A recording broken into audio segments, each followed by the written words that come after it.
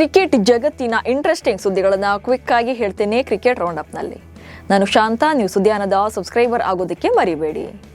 ಸನ್ risers Hyderabad ವಿರುದ್ಧದ ಗೆಲುವಿನ ಬಳಿಕ ಆರ್ಸಿಬಿ ಕ್ಯಾಪ್ಟನ್ ನೀಡಿದ ಹೇಳಿಕೆ ಎಲ್ಲರ ಮೆಚ್ಚುಗೆ ಗಳಿಸಿದೆ.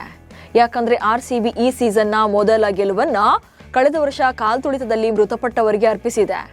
ಸನ್ ರೈಸರ್ಸ್ ಹೈದರಾಬಾದ್ ವಿರುದ್ಧ 6 ವಿಕೆಟ್ಗಳ ಭರ್ಜರಿ ಗೆಲುವಿನ ಬಳಿಕ ಭಾವುಕರಾದ ರಜತ್ ಪಾಟೀದಾರ್, ನಮ್ಮ ಈ ಗೆಲುವನ್ನ ನಮ್ಮನ್ನ ಅಗಲಿದ 11 ಮಂದಿ ಅಭಿಮಾನಿಗಳಿಗೆ ಅರ್ಪಣೆ ಮಾಡೋಕೆ ಬಯಸ್ತೇನೆ ಎಂದಿದ್ರು.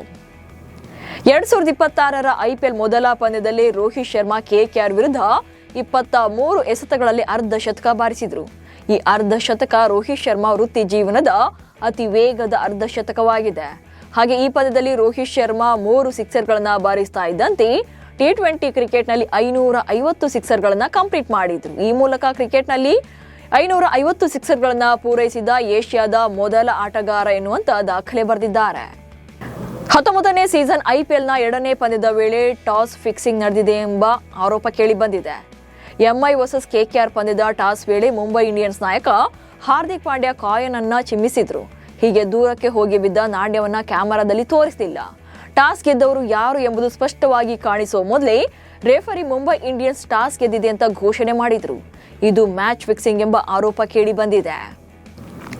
IPL 2026ರ 3ನೇ ಪಂದ್ಯದಲ್ಲಿ ರಾಜಸ್ಥಾನ ರಾಯಲ್ಸ್ ಹಾಗೆ ಚೆನ್ನೈ ಸೂಪರ್ ಕಿಂಗ್ಸ್ ತಂಡಗಳು ಗುವಾಹಟಿಯ ಬರ್ಸಾಪರ ಸ್ಟೇಡಿಯಂನಲ್ಲಿ ಮುಖಾಮುಖಿಯಾಗಲಿವೆ.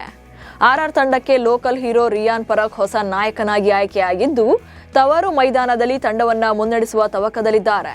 ಮತ್ತೊಂದು ಕಡೆ ರಾಜಸ್ಥಾನ ತಂಡದ ಮಾಜಿ ನಾಯಕ ಸಂಜು ಸ್ಯಾಮ್ಸನ್ ಈಗ ಚೆನ್ನೈ ಸೂಪರ್ ಕಿಂಗ್ಸ್ ಪರ ಪದಾರ್ಪಣೆ ಮಾಡ್ತಾ ಇರೋದು ಕೂಡ ಪಂದ್ಯದ ಕಾವು ಹೆಚ್ಚಿಸಿದೆ. CSKಗೆ ಶಾಕ್ ಮೇಲೆ ಶಾಕ್ ಎದುರಾಗ್ತಿದೆ. ಯಾಕಂದ್ರೆ MS ಧೋನಿ ಅಲಭ್ಯರಾದ ಬೆನ್ನಲ್ಲೇ ದಕ್ಷಿಣ ಆಫ್ರಿಕಾದ ಬ್ಯಾಟ್ಸ್ಮನ್ ಡೆವಾಲ್ಡ್ ಬ್ರೇವಿಸ್ ಕೂಡ ಮೊದಲ ಕೆಲ ಪಂದ್ಯಗಳಲ್ಲಿ ಆಡೋದಿಲ್ಲ ಎನ್ನುವುದು ವರದಿಯಾಗಿದೆ. ಡೆವಾಲ್ಡ್ ಬ್ರೇವಿಸ್ಗೆ ಪಾರ್ಶ್ವ ನೋವು ಕಾಣಿಸಿಕೊಂಡಿದ್ದು CSKಯಿಂದ ಕೆಲ ಪಂದ್ಯಗಳಿಂದ ಹೊರಗುಳಿಯಲಿದ್ದಾರೆ ಎಂದು ವರದಿಯಾಗಿದೆ. KKRನ ನಾಯಕ ಅಜಿಂಕ್ಯ ರಹಾನೆ ಕ್ರಿಕೆಟ್ನ ದಂತಕತೆ ಗೌತಮ್ ಗಂಭೀರ್ ಅವರ ಹೆಸರಲ್ಲಿದ್ದ ದಾಖಲೆಯನ್ನ ಬ್ರೇಕ್ ಮಾಡಿದ್ದಾರೆ. 10 ವರ್ಷಗಳಿಂದ ಮುಂಬೈ ಇಂಡಿಯನ್ಸ್ ವಿರುದ್ಧ KKR ನಾಯಕನಾಗಿ ಗೌತಮ್ ಗಂಭೀರ್ ಅತ್ಯಧಿಕ ರನ್ ಗಳಿಸಿದ ದಾಖಲೆ ಬರೆದಿದ್ರು. ನಿನ್ನೆ ಪಂದ್ಯದಲ್ಲಿ ಸಿಡಿಲಬ್ಬರದ ಬ್ಯಾಟಿಂಗ್ ಮಾಡಿದ ರಹಾನೆ ಕೇವಲ 40 ಎಸೆತಗಳಲ್ಲಿ 67 ರನ್ ಗಳಿಸುವ ಮೂಲಕ ಗಂಭೀರ್ ಅವರ ಹಳೆಯ ದಾಖಲೆಯನ್ನ ಬ್ರೇಕ್ ಮಾಡಿದ್ದಾರೆ. ಕೋಲ್ಕತ್ತಾ ನೈಟ್ ರೈಡರ್ಸ್ ತಂಡದ ನಾಯಕ ಅಜಿಂಕ್ಯ ರಹಾನೆ ಅವರ ಹೇಳಿಕೆಗೆ ಕ್ರಿಕೆಟ್ ಆಸ್ಟ್ರೇಲಿಯಾ ಖಡಕ್ ಉತ್ತರ ನೀಡಿದೆ. MI ವಿರುದ್ಧದ ಸೋಲಿನ ಬಳಿಕ ಕ್ಯಾಮರೂನ್ ಗ್ರೀನ್ ಅವರಿಗೆ ಬೌಲಿಂಗ್ ಏಕೆ ಕೊಡಲಿಲ್ಲ ಎಂಬ ಪ್ರಶ್ನೆಯನ್ನ ಕ್ರಿಕೆಟ್ ಆಸ್ಟ್ರೇಲಿಯಾವನ್ನ ಕೇಳಿ ಎಂದು ರಹಾನೆ ಹೇಳಿದರು.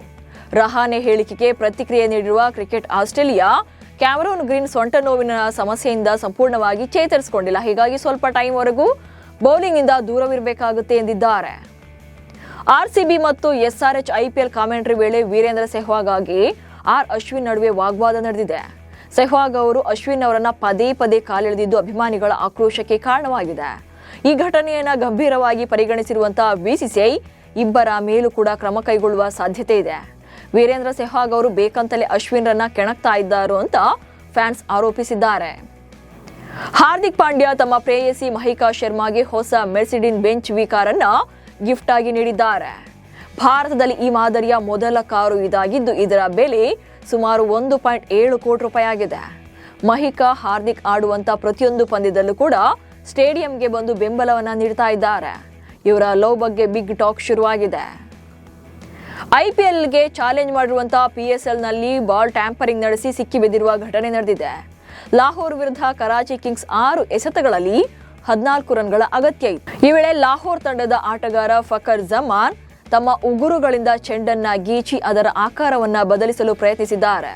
ಈ ದೃಶ್ಯವನ್ನ ಗಮನಿಸಿದಂತ ಅಂಪೈರ್ಗಳು ಪಂದ್ಯವನ್ನ ನಿಲ್ಲಿಸಿ ಲಾಹೋರ್ ಖಲಂದರ್ಸ್ ತಂಡಕ್ಕೆ 5 ರನ್ಗಳ ದಂಡ ವಿಧಿಸಿದರು. ಇದರಿಂದ ಕರಾಚಿ ಗೆಲುವಿಗೆ ಬೇಕಿದ್ದ 14 ರನ್ಗಳ ಗುರಿ ದಿಢೀರಂತ 9 ರನ್ಗಳಿಗೆ ಇಳಿಕೆ ಆಯಿತು. ಅಂತಿಮವಾಗಿ ಕರಾಚಿ ಕಿಂಗ್ಸ್ ತಂಡ ಪಂದ್ಯವನ್ನ ಗೆದ್ದುಕೊಳ್ತು. ಇದಿಷ್ಟು ಇವತ್ತಿನ ಕ್ರಿಕೆಟ್ ರೌಂಡ್ ಅಪ್ ಸುದ್ದಿಗಳು. ನಮಸ್ಕಾರ.